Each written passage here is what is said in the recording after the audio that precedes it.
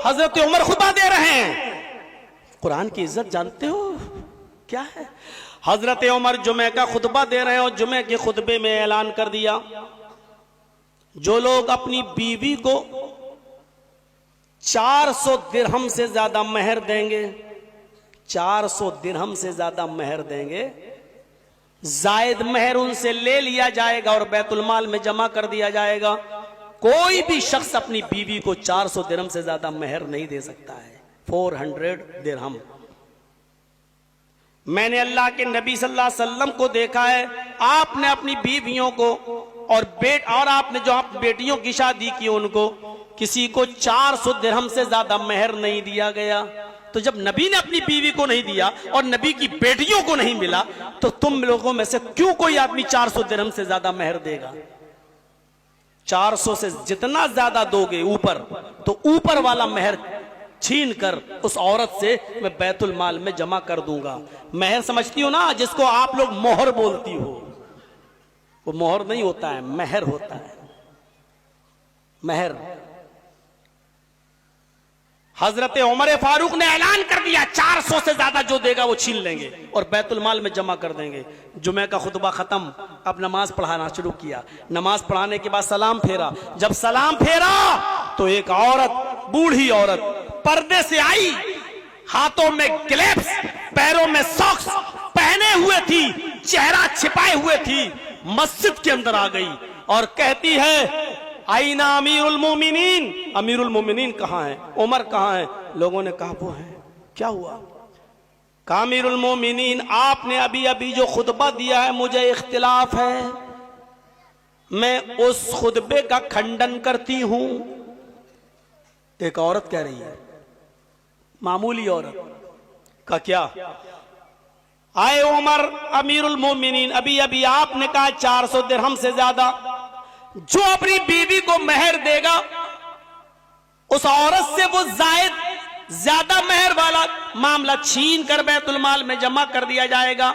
मसलन किसी ने 600 दे दिया तो 400 बीवी के पास रहेगा, 200 छीन कर बैतुल माल में जमा कर देंगे। अभी आपने यही कहा ना? कहा जी। क्या दलील है? कहा मैंने बताया कि अल्लाह के नबी ने अपनी बीवियों को 400 से ज्यादा नहीं दिया और नबी की किसी बेटी को भी 400 से ज्यादा नहीं मिला, और नबी के जमाने में जितने भी निकाह हुए किसी को भी 400 से ज्यादा मेहर में, दिरहम में मेहर नहीं दिया गया। वो औरत कहती है, अमीरुल मोमिनीन नहीं दिया गया ये एक अलग मसला है, किसी ने नहीं दिया ये उनकी मर्जी, लेकिन मसला यह है कि अगर कोई ज्यादा दे दे तो आप लेने वाले कौन होते हैं? जरा मुझे इसकी दलील दो।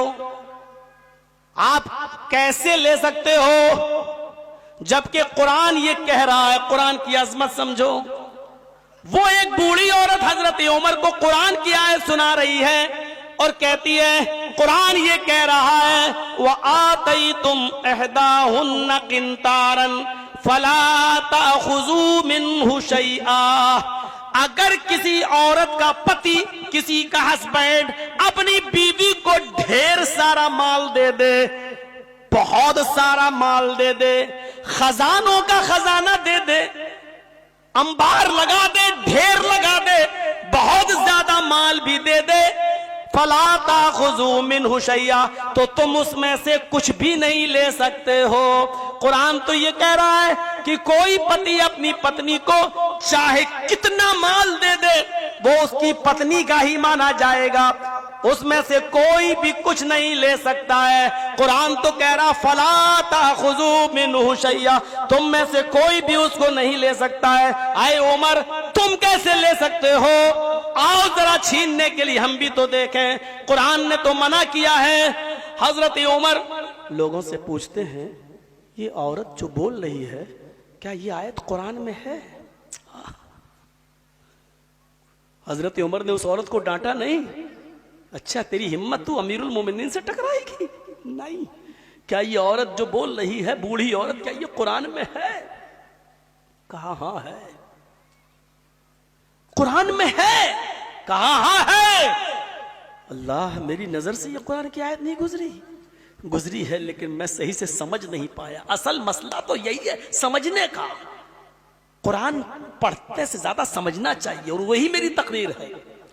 अच्छा, ये आयत कुरान में, हजरत उमर कहते हैं मुझे ऐसा लगा जैसे आज ही उतरी हो ये कुरान की आयत। दोबारा मिंबर के ऊपर खड़े होते हैं और फिर कहते हैं लोगों, असाबत इमरातुन व अख्ता रजुलुन, इस औरत ने सच्ची बात की है और उमर से गलती हो गई।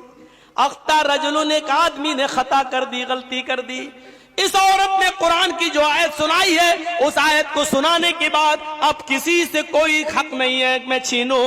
आप कितना भी अपनी बीवियों को मेहर दे दो, अब मुझे कोई एतराज नहीं है, मैं लेने वाला कौन होता हूं। जब कुरान ने मना कर दिया कि तुम उसमें से कुछ भी नहीं ले सकते, तो मैं कैसे ले सकता हूं। एक औरत ने सही बात कही है और एक मर्द ने, यानी मैंने गलती की है। कुरान वो चीज है कि उमर जैसी हस्ती को भी झुकना पड़ता है। मेरे भाइयों, हम और आप झुकने के लिए तैयार नहीं है कुरान की आयतों पर, कुरान के मामलात पर। और जो कुरान की आयतें सुनने के बाद भी कहें नहीं, हम जो कर रहे हैं वही सही है, समझ लो कि वो अपने आप को नबी के मुकाबले पे लाके खड़ा कर रहा है। समझ लो कि वो अल्लाह के मुकाबले पे अपने आप को लाकर खड़ा कर रहा है। वो आदमी दीन का दुश्मन है, इसलिए कभी भी शरीयत से जंग मत कीजिएगा।